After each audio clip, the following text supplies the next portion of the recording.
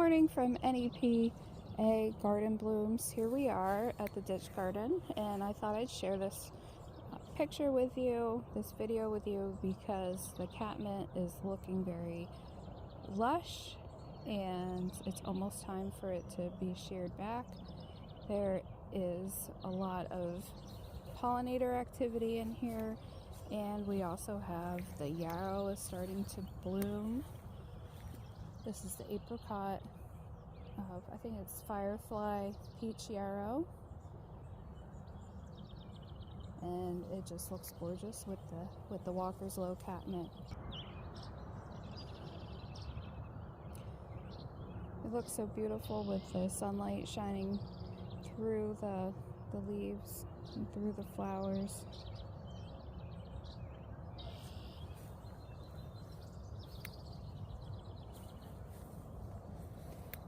On the other side of the ditch, we have some of the popcorn drift rose,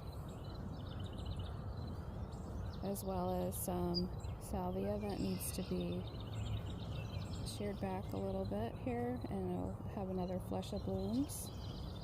There is a pinkish purple phlox, as well as the apricot drift rose. There are several of the apricot drift roses which line a portion of the stone wall here in the corner. Up in the left of this video, you can see the pincushion flowers, the scabiosa. Those are perennial and they did come back. I had more in the area, but there aren't many that came back this year. And that's okay. We are going to have some others that we're going to add to the garden, so that leaves room for some others to be popped in. On the pathway here, we have some straw flowers that I planted. I grew from seed. And let's go ahead and walk up that pathway so you can just walk through the catmint.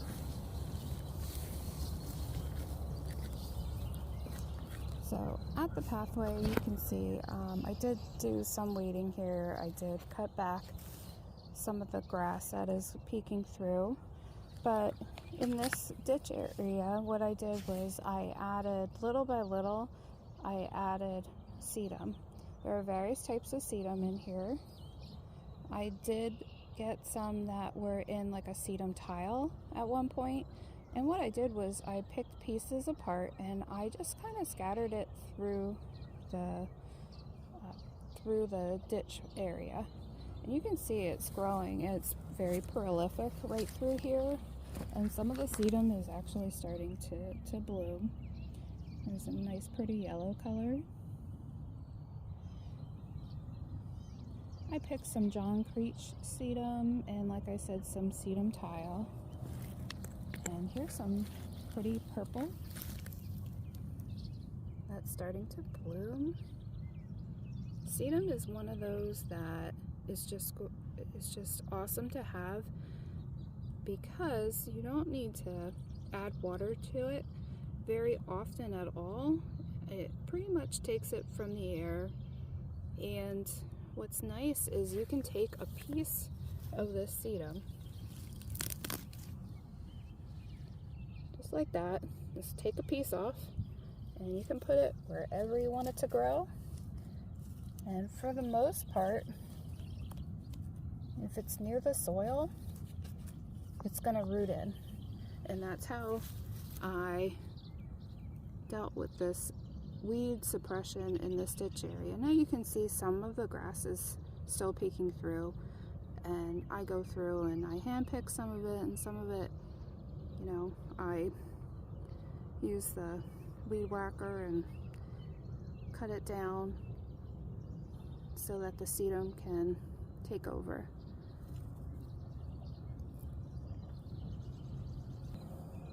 This is one of my favorite parts because at this pipeline, which goes across the yard, it helps with the runoff of the water. You can see it looks like the sedum is actually spilling out of the pipe, which is pretty cool to me. And there you can see some more close-up view of the sedum, which is blooming yellow right now.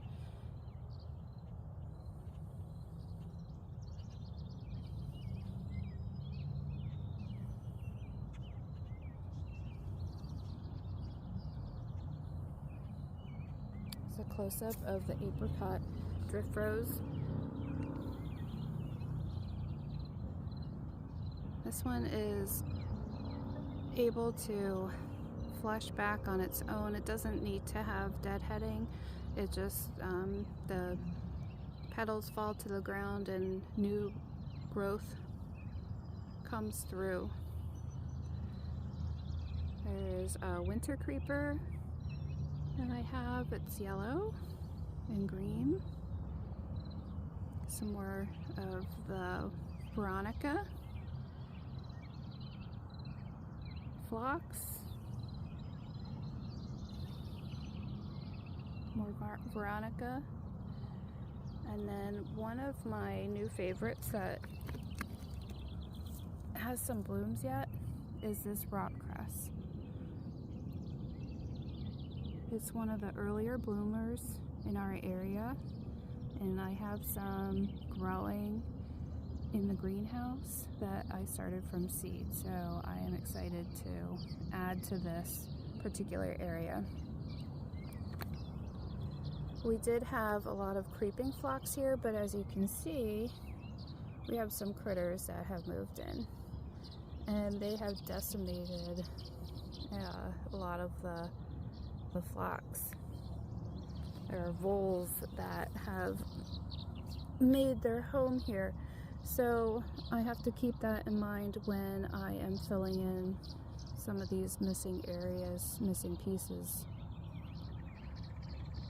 to the garden. And there are some coneflowers in here.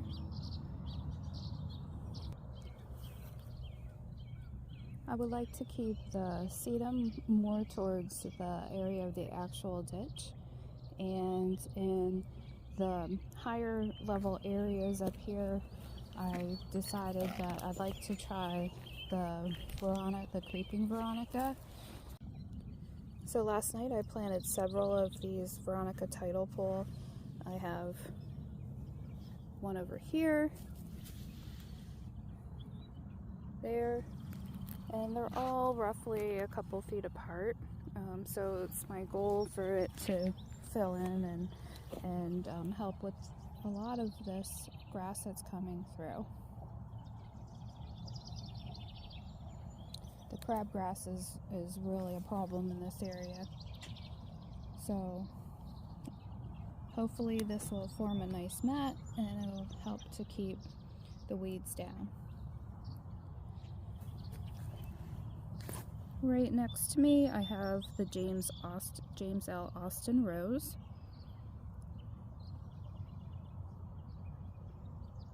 Beautiful pink. Behind that I have this perennial verbena, which is very pretty, and it gets like a woody stem towards the end of the season. So what I did was I did cut it back and it started to flush out and grow again. And here's another one.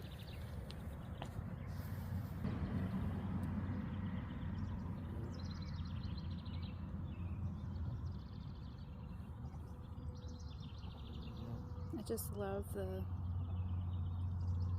color of this purple. It's so pretty.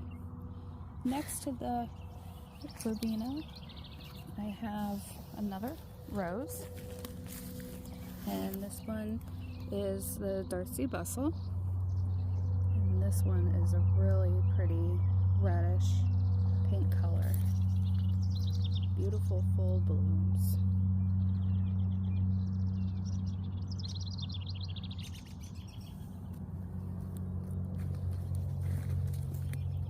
Moving up the pathway. The next rose along the pathway is the Gabriel Oak Rose, another beautiful pink. I'm trying to keep the pinkish red colors of roses in this area to go with the purple and the apricot drift roses and the firefly peach yarrow. Next is our magnolia tree, and I used to have a whole bunch of phlox here along the path, but I did take a bunch of this and put it in the ditch and split it up so that it would continue to grow and fill in, but I did leave some in this area.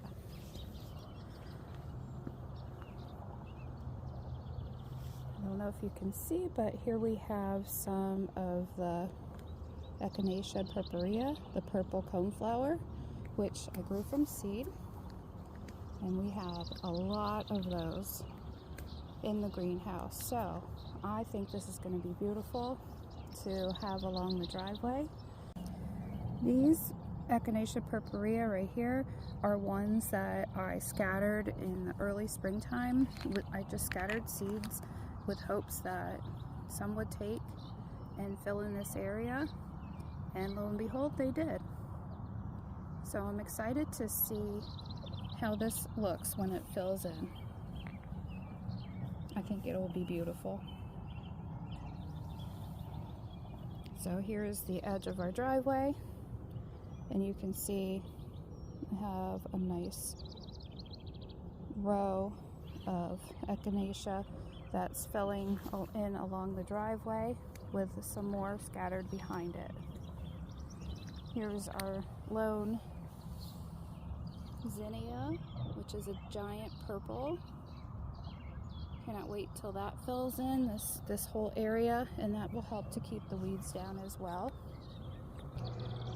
Beyond the James L. Austin rose, you can see the Siberian iris, which have already gone through bloom. And I like that structure that stays there throughout the summer and into the fall. There's some more veronica, purple veronica. And then over here we have some galaxy blue and galaxy white, which is going to be beautiful. You can already see some of the blooms that are beginning to grow. And what's nice about those is they bloom more towards the summer, so I try to have like a good mix of something always happening in the garden just to keep an interest, because for example, once I shear back the catmint, it's going to leave room for the firefly peach yarrow to really grow and flourish, because they do really like the sun. So I think that'll give a nice show while the catmint is fleshing back for its next bloom.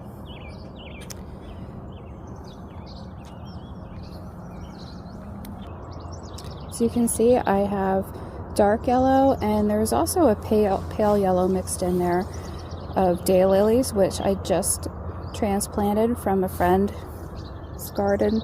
So you can see some of the yellowing right there, but that should be fine. I did already cut some away, so I'll just continue to groom that up, and that should be fine.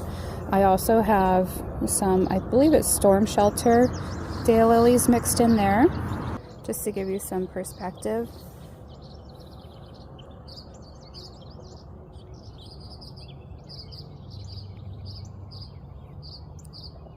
Okay, so all the way up there is the beginning of the ditch, and we have the sedum coming through, and what I'd like to do is continue the sedum down through this particular area.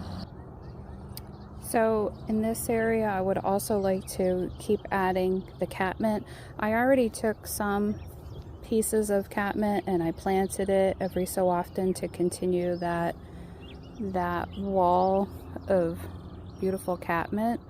But what I think what I'll do is when I cut this down, I'm going to divide it up a little bit, because you can see some of it is already flopping. So, but if you look in here, you can see there's a lot of green growth in there. So it's time. I'm gonna cut this back, and catmint is so easy to divide. So I'm gonna give some to my friend who would like to add it to her garden, and I'm gonna take some of those bigger clumps and add it here along this stone little pathway to help guide the water through the ditch. So I would like to put catmint here. There's already one there, but I think I might replace it with a bigger clump so it has a better chance of flushing this summer already. I also was gifted some of these beautiful two-tone purple irises, so they aren't looking super happy at the moment because they have already flushed, but they are finding their way in their new home here. So I have them just scattered kind of in a drift along the ditch. So beyond that, I took pieces of veronica and also of the firefly peach yarrow, which is really easy to separate. You can get so many plants from just one mature one. And so it may be hard to see right now because I need to do some retooling in this area and just keep adding to it. But I am just looking at this with excitement towards the future of what this is going to grow into. I envision just a whole bunch of purple in the springtime next year. I envision more catmint through here, and the catmint is great for keeping the weeds down. I do have some irises that I purchased last year. This one I believe is going to be a purplish blue. Across the ditch you can see some other irises, and they are all going to be a blue and purple mix. So I'm excited about that. I also, beyond that, just last night planted this peony, which was given to me from one of my neighbors. And that's what's fun about gardening, is you can share, you can swap plants, and it's just so fun to do that. Every year you can switch things around if you wanted to. Now, in this area, I'm gonna just move so you can see a little bit better. Get a better perspective of where we are. So we are now at the bottom of the ditch, and this pathway which stops right behind this, what was our Christmas tree at one point. It's a baby blue spruce. And so here you can see the work in progress. I always like work in progress pictures because it really makes you appreciate the progress that is made. You know, in the future when things are looking lush and everything, you can look back and think, wow, I did that.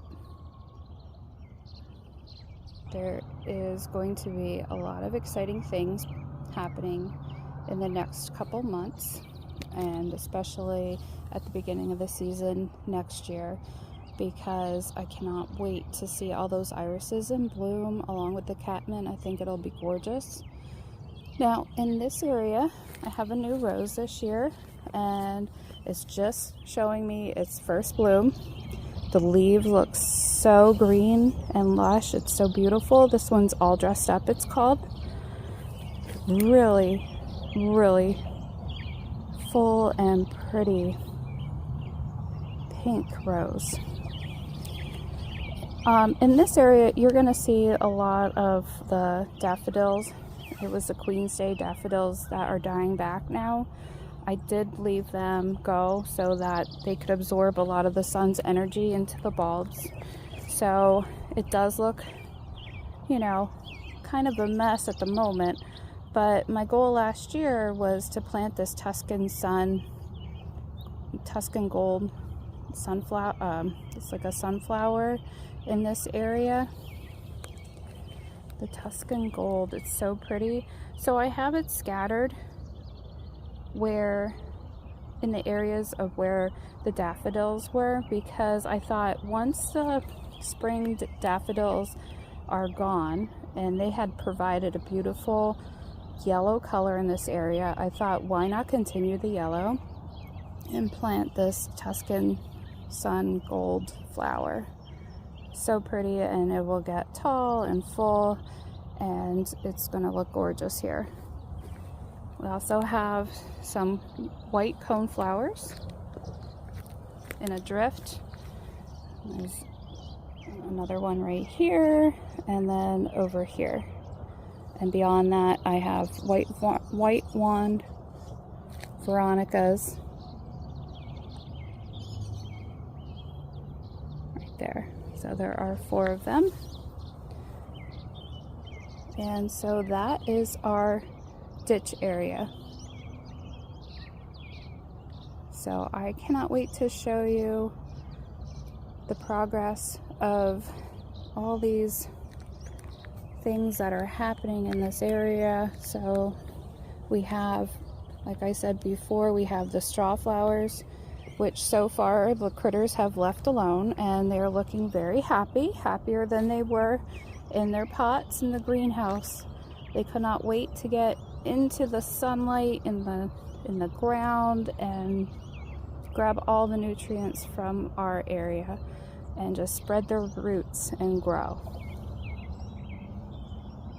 So that's a first for me with the straw flowers. They're going to be another apricot color that will bring excitement to the garden. So that's it for now. I will update you as we get some progress with our garden and with all the exciting happenings here. And I will talk to you soon. Thanks so much. Take care.